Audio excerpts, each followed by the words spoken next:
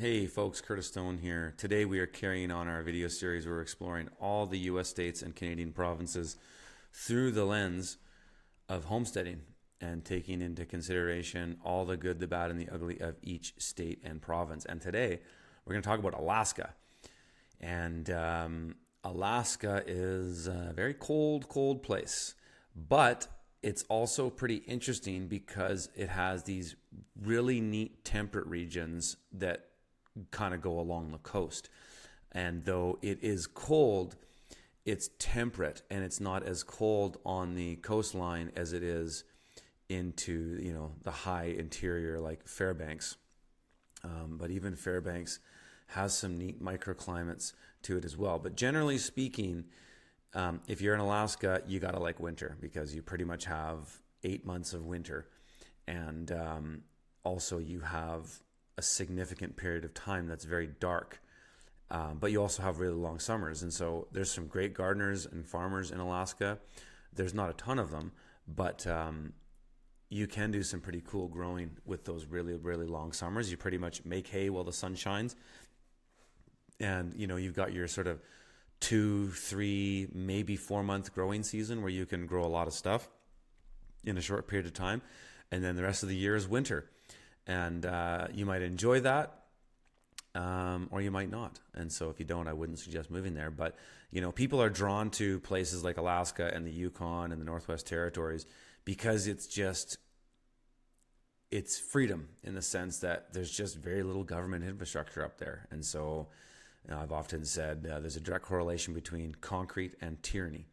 And there's just a lot less concrete up in Alaska. There's a lot of dirt roads, and there's not a ton of infrastructure. But there's also a lot of opportunities up in these places because these places need services. So you'll find a pretty neat community up in here. So let's get into it. Our no-go areas, I would really, we always just put down a 50-kilometer radius around major cities.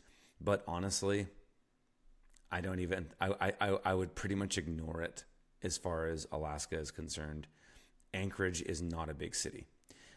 It's got amenities, it's got the things you need, but it's not a type of place where you have to worry about the zombie apocalypse where, some sort of event happens and then people are flooding out of the cities and moving into the country.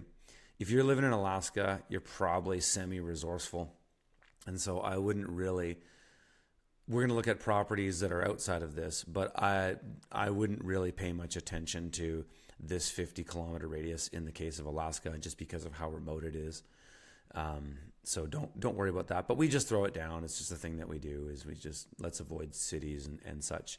I think in Alaska, being close to towns is more of a benefit than it is in other places because there's just so little stuff up here that you need resources. And that's one thing about these areas like Alaska, the Yukon, is that things are expensive up here because shipping is expensive. You have to get things a far distance. And so being closer to towns is going to be more of an asset or a benefit to you than it is in places that are high density in their population. So food for thought there. So we're just going to look at two primary areas, and it's kind of areas that a lot of people do go to in Alaska. And it's because one is if you're going to be in the interior, you actually kind of want to be close to a town like Fairbanks because it's going to be the only thing that's close to get stuff. You still need stuff, right? You're not going to just move out here and be completely self-sufficient right out of the gate. You've got a lot of steps to get there. And so you probably want to be close to a town like Fairbanks if you're going to be in the interior. And if you're going to be on the coast, this area here with these little towns, there's going to be some neat things to consider here. So I want to look at this place first, and we'll look at a couple different properties here. Actually, one thing I want to show you on Alaska is the Köppen-Geiger climate classification system. So we don't spend a ton of time talking about this, but it is important to understand the climate of the place you're in.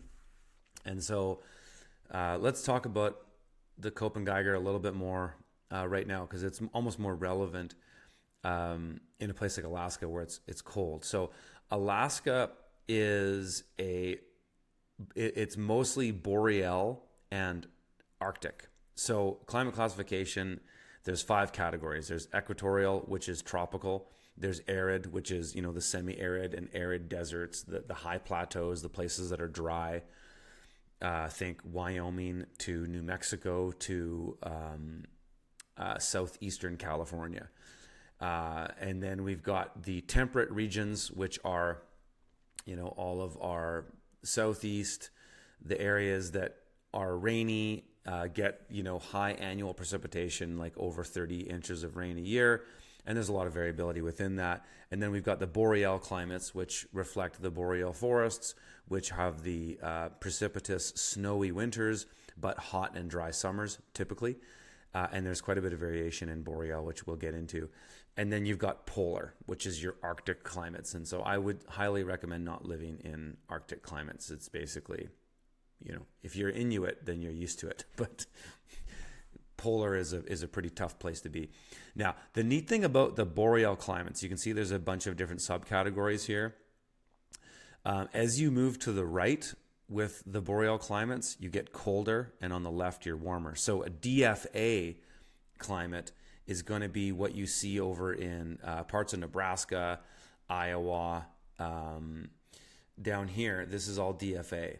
So this is warm boreal that's getting on the cusp of temperate, and it'll be the same even in the eastern parts of the U.S. You can see it's DFB, but when your summers aren't really hot and dry, they're actually more temperate, and so you kind of get both worlds. You get these boreal winters, but you get sort of temperate summers because you get rains in the summer, and so that can be in a DFB and a DFA. But it's more on the eastern side of the continent. If you're in the DFBs, you're on the cusp of the temperates because of all the Great Lakes and all of the patterns that come up from the Atlantic Ocean. On the western side of the continent, we get a DFB on the western side is going to be a dry summer. But what we get with these DSB and DSCs is that these are areas that get more precipitation. So in this area here around Anchorage and Soldotna, is we get more precipitation, but we're cold. So we're not temperate because it's too cold for temperate. Though, I mean, look at this. There's a little region of CSB, cold temperate there on this like little microclimate along the coastline. And when you look at that, this could be because of patterns that come up from the Pacific and they hit this area. And this is a little cove that traps weather again, and you're backed up by mountains. So that's where you might get these sort of anomalous temperate regions that are, really unique for a place like Alaska. And you would see this if you go slightly south, not too slightly south, but you go south in British Columbia and you go to places like Haida Gwaii and such, you'll get a similar thing. You get these cold temperate regions, which are kind of cool. They're neat places to visit. They're lovely in the summer too, just beautiful. But you get these DSC and DSB regions, that just means they get more precipitation, but they're still cold boreal climates. So you still get proper winters, but you do get a bit more precipitation, which is advantageous to growing in the summer. And so here's a hypothetical 40 acres in this region here, and we've got a cool property that's totally offset from the road, hidden. You're on this Spirit Lake, which I imagine will be beautiful. One thing you got to deal with in these climates is that the spring and summer are very buggy. And so that's kind of an unfortunate reality of life up here. And even into the summer, it can be very, very buggy, be hot and a bit humid because there's just more precipitation here. You can look at the trees and just see, there's a lot of water here. This is green, very, very green. And so that's kind of what you're going to deal with. But property like this is amazing because you're offset from the road. You've got tons of privacy. This looks like sort of a marsh, kind of swampy land. And they've built the landing for their main building up on a bit of a, see, this goes down. And so you're higher here, but you're right off the lake. And so you got this kind of part of the property where there's a bit of swamp, but you could develop along here to expand more your regions for growing and have places that are lakeside. Be kind of amazing, actually. The cool thing about a place like this is you can really live on the land in a more of a horticultural sense than an agricultural sense. So here you can be fishing and hunting and actually get a lot of your daily sustenance from that alone. You know, fish, wild fish from the lake or the ocean, or deer, elk, moose, caribou.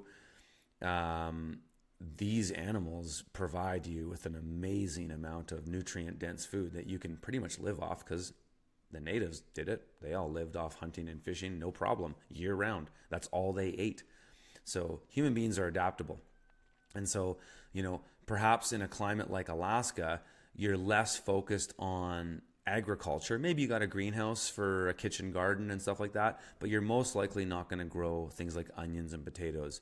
You're going to just rely more on a wild diet. And so you can be foraging for berries and things like that, and then hunting and kind of reflecting what a natural indigenous diet might look like up in a place like this. So that's a cool little property.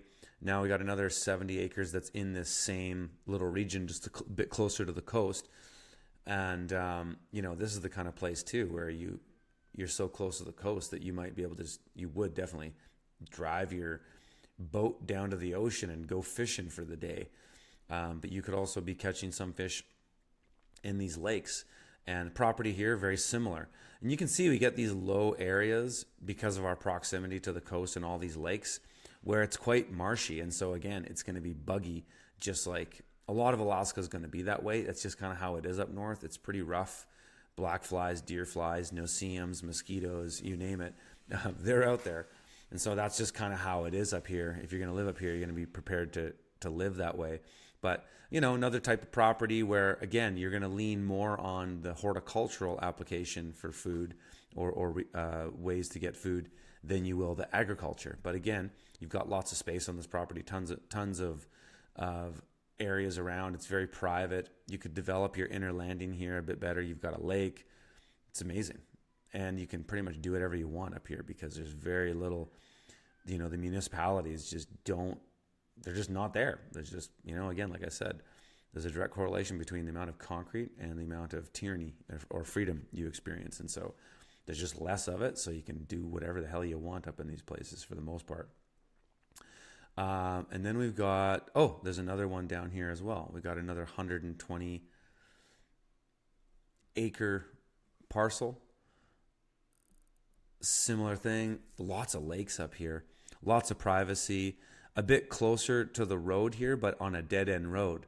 So lots of access in, easy to develop. Your primary landing zones of use are good. You've got already lots of buildings down here. You know, privacy is the name of the game up in Alaska, you know, but it's also a good reason to know your neighbors, because when you live in rural places, you have a reason to know your neighbors because you're often leaning on them for one thing or the other. If, you know, you run into trouble in the winter, truck won't start, can't plow the driveway, whatever it is. These places, because of the extremes in the weather, often bring people closer together, which is kind of a cool thing and might be a good reason to live there. So that's some food for thought on Alaska. You know, there's lots of places you can go, but generally speaking, out here, you probably want to be a bit closer to civilization because it's so sparse out here. I mean, these little towns out here, there's very little anything. There's like population 2 probably. Like, look at this. You zoom into this town. Well, what are we talking about? There's like a handful of houses out here. And all these little lakes are the reason why you're going to have a lot of bugs. But it's also a way to get fresh water.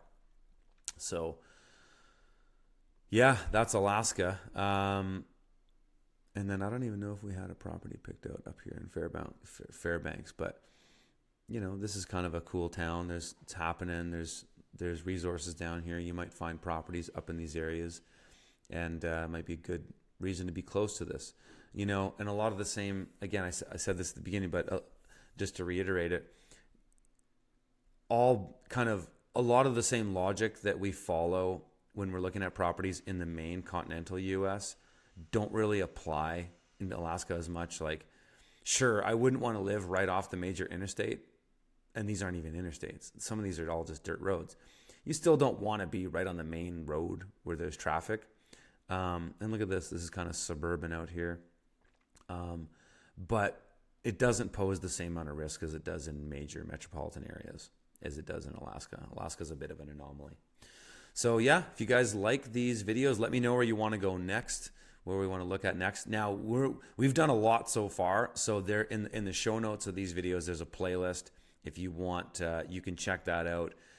We've covered a lot so far. So, you might be asking, go do this place next, but we might have already done it. I think we've done half of the state so far. So go and check that out. And if you want to learn more about how I do this, there's a link in the video here to take you to a web class where I'll kind of show you 3 techniques on how you can use Google Earth and avoid making big mistakes when buying a property, because it's one of the most important decisions you'll ever make in your life. And if you get it right the first time, you knock it out of the park, the next 10 years of life is really easy.